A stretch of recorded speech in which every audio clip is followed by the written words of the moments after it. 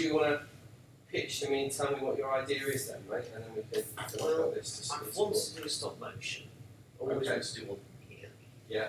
Because I did one at my previous college and I'd always like to do one again, but there was never an idea of what it was, but I chose to do a different way Live action, yeah. live action. So I thought I would do for this project something which has to not take too long, but not be a quick 5-minute, you're done in filming in a day. So I wanted to do something a bit more interesting. Okay. So I thought if I'm going to do stop motion, I could pick coins instead, because once I had an idea of doing a coin animation for the, it was 2 years ago, we had to do it was a football advert, that was it. Ah, right, okay, yeah. So it was always on the back of my head of things just to, in case I had no ideas, I could just go back to there and look back on. So I thought, well, what am I going to do with the coins? Yeah. And I thought, make shapes, but I thought that's not going to mean anything. So I thought, could make shapes of animals, could mean people doing sports, could be a physical thing, could be, and then I thought, well, it could tell a story.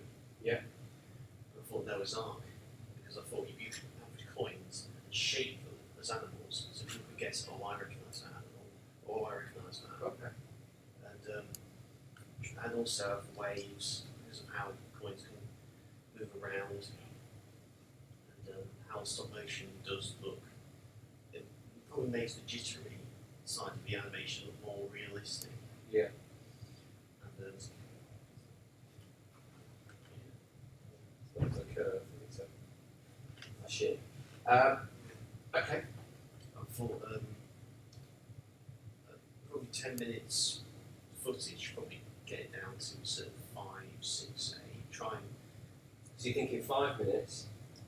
between 5 and 10. Yeah. We'll get it on the exact minutes. So we're going to think 12 frames per second. Yes. Yeah. So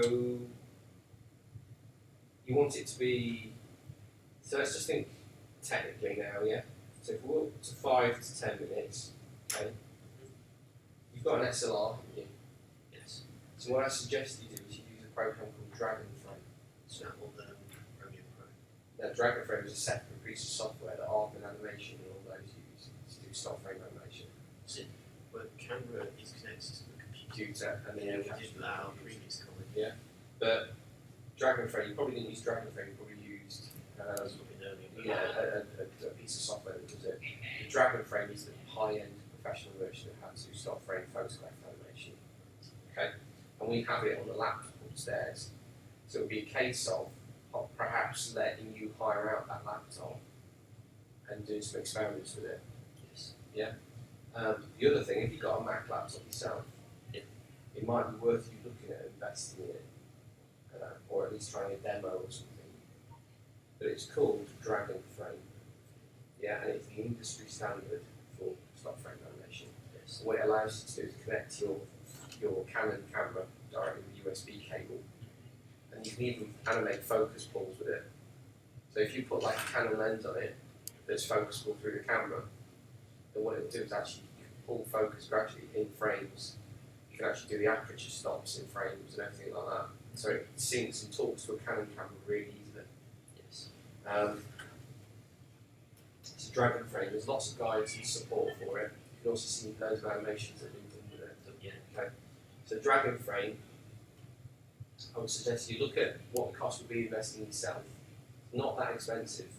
And what you do is you get a hardware keyboard with it as well to control, do the animation from a distance. It's like a USB, it's like a number pad from the keyboard, but separately in a little thing, and then you can control it and you get that free with the software. Yes. Yeah. So look into Dragonframe.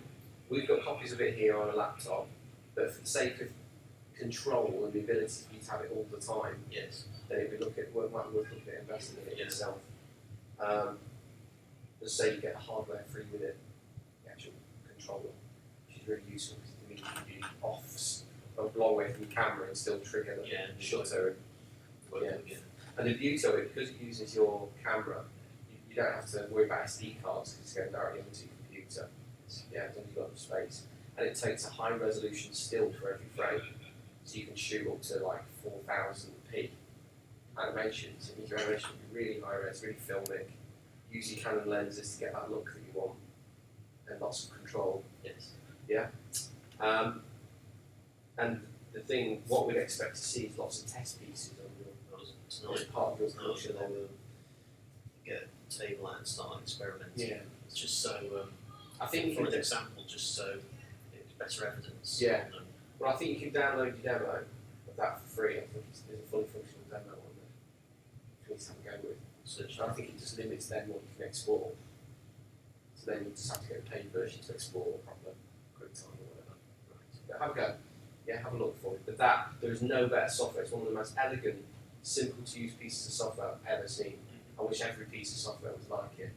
But it's built for animators that aren't and old school animators don't tend to be computer literate. So they built a piece of software that suited them. Yeah. So Dragonframe, get into it, look at it. There's no better software to do it on. And it'll talk directly with your camera. You've got yourself and you've got your laptop. You've got pretty much the full kit to do stop frame animation to a really high level. Yeah. The other beauty of it is it's got onion skinning built in. The idea that you can see the previous 4 or 5 frames whilst you're animating. It's a ghost. Yeah, it's a ghost thing. It's called onion skinning. And it's what old animators used to do. Because they used to draw an acetate, they'd flip back and forth and see where the last line was, so they can move it a bit further along. And then easy to get that really smooth motion. Yes, it's really good for that. So looking into that, I'm happy also to go through it with you as well, because I've used Dragonframe loads when I've animated things for professional projects and stuff. I sometimes do title sequences in Dragonframe and then put some stuff into it. Yes, Yeah? So, that's the big one for me, technically. I wouldn't shoot any more than 12 frames a second. Yeah? 5 minutes to 10 minutes. Okay? So the idea is are you trying to do the full story of Noah's Ark? Is that what you're trying to do? It's more not the start, it's more boats there, Yeah. animals, Okay. then it's sailing, and then it lands, the animals go off. Right. You've almost got to give it a narrative, isn't it? What is driving the plot forwards? See, it's great you can animate it, but what is, you think about your entering for festival, it's like you want to, almost like an alternative spin on that plot. What could you do? Well, at first, then, after the coins make a few shapes, it goes to water, and again rises and rises. So we associate in our heads with flooding. Yeah. So when we see the image of Noah's Ark, we know that it's already saying that it's already starting to flood. Yeah. So that could be one small